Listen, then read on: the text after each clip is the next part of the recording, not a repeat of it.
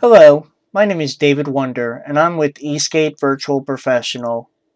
Today, I'm going to show you how you can create a quick and easy general ledger worksheet that you can keep track of your finances for any type of business. First, what we're going to do is open up Microsoft Excel. Mine's already open. And you want to make sure that your file has at least two sheets to create this.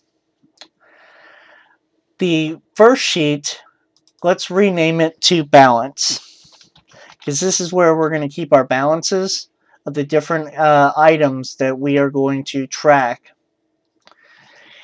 In column 1A, we are going to list out the different categories of items that we want to track.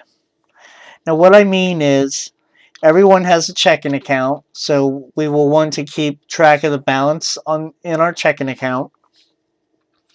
You might also have a savings account. You will want to track your income from sales. You may also want to track the services that you offer. Expense-wise, you are going to want to keep track of your rent, maybe your phone. If you purchase any furniture or computers, office supplies. You can make this list as long or short as you want. Alright, now we are finished with this particular sheet for the time being. Now let's go over to sheet number 2. And we are going to rename this ledger, because this is where we're going to keep our transactions at. And we are going to name some of these columns in our spreadsheet here. This first one is going to be the date. In B is going to be debit type, and I will explain that here in a few minutes. And then debit. D will be credit type. And again, that will be explained here in a few minutes. Credit will be in F, or in E, I'm sorry. And in column F, we're going to have comments. And comments is just going to be where you're going to be able to list out a note to yourself or maybe to your accountant so that everyone knows what that particular transaction is for. All right. Now we're going to format our different columns. In column A, we click on A, go down to Format Cells.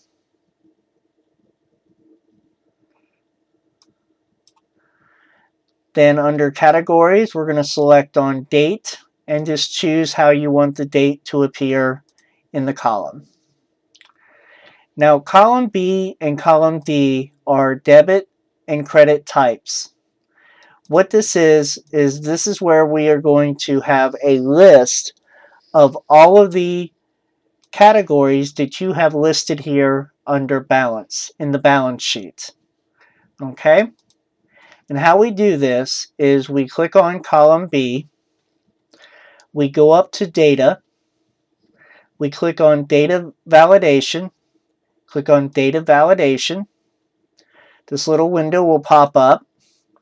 Under allow, we are going to change that to list. Under source, we will click on this icon here, go over and click on balance down here on our sheet, and then highlight our category list in column A. Click on enter, click on OK, and now it doesn't matter what field or what cell you click on in column B, that drop down list will appear. Alright, now we're going to do the same thing here real quickly in D so that both of these are set up the exact same way.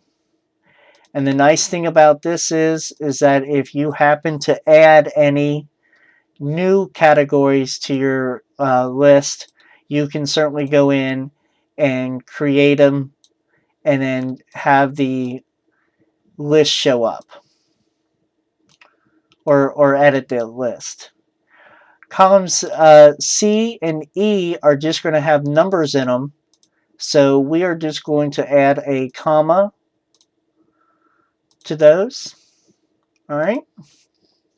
Now that we have this created, we're going to add in a couple of different transactions on here, just so that we have something that's going to show up besides just zeros when we go back over to the balance sheet and we total up everything. So, and the nice thing about this spreadsheet is that everything gets entered on one line. So I'm just basically going to put in a few little transactions here, and to use this, just remember that, you know, in this instance here, I'm showing that we took in $1,000 on sales, and we're putting $1,000 into our checking account. Now I'm going to show that we're going to pay rent. So because on the checking account side, that's going to be something that we are going to subtract, you put it in on the credit side, and the debit side, of course, is going to be your expense for rent. All right, so now that we just have a couple of real quick transactions on here, now let's go back over to balance. Now, in column B is where we are going to have the totals. And what we're going to do is we are going to use a formula that is going to, in this instance, we're looking for checking. So anytime checking is in column B as a debit type, it's going to take this dollar amount and it's going to add it all together, all the way down the list, as far down as you go. All right.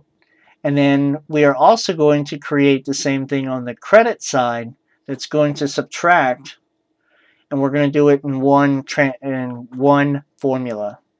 All right. So the formula we're going to use is called SUMIF. All right.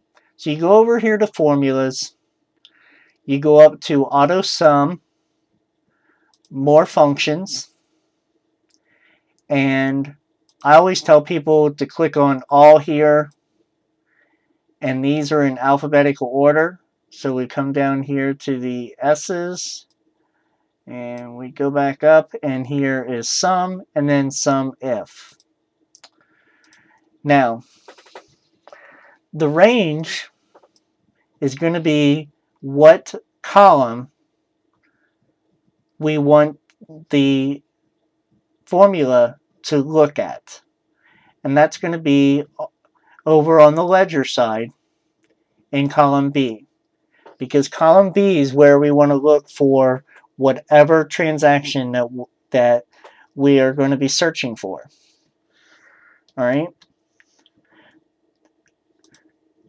Criteria is actually what we are going to be looking for, and in this instance it's going to be checking A1. All right. The last criteria is the sum range, which is what column we want it to add, and in this instance we want it to add column C. All right. So now, because this is such a simple spreadsheet that we have right here, it's telling us that the total right now is 1,000, which is correct, because under checking we only have one transaction on the debit side, and that is $1,000. So we click on enter. Now we're going to go in and we are going to finish this formula by copying this and setting it up for the credit side. So we want to copy this. We are going to put in our negative sign for the subtraction, and then we are going to paste this over. All right. Now, currently, it's just subtracting itself. So we want it to look at columns D and E. So we're going to replace B with D and C with E on this transaction.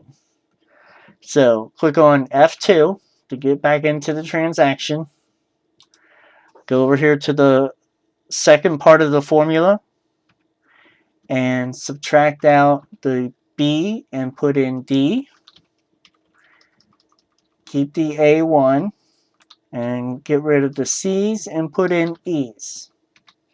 And now we have $600 coming up as the total, and that is correct because we are subtracting $400 from the $1,000, and that leaves us $600. Then that's all you do is you go in, you copy this cell, you scroll down, you paste it, and everything else comes up. All right. Now let's format column B. Click back over here to Home and click on the dollar signs, and there you have it. A very fast and easy, simple way of keeping track of different categories using Microsoft Excel and a real simple ledger sheet. Thank you for taking the time to watch this video, and I certainly hope it's helpful. If you have any further questions about bookkeeping or payroll services, please feel free to give us a call. Our phone number is 513-843-5110, or feel free to visit our website at www.myevpllc.com. Thank you and have a great day.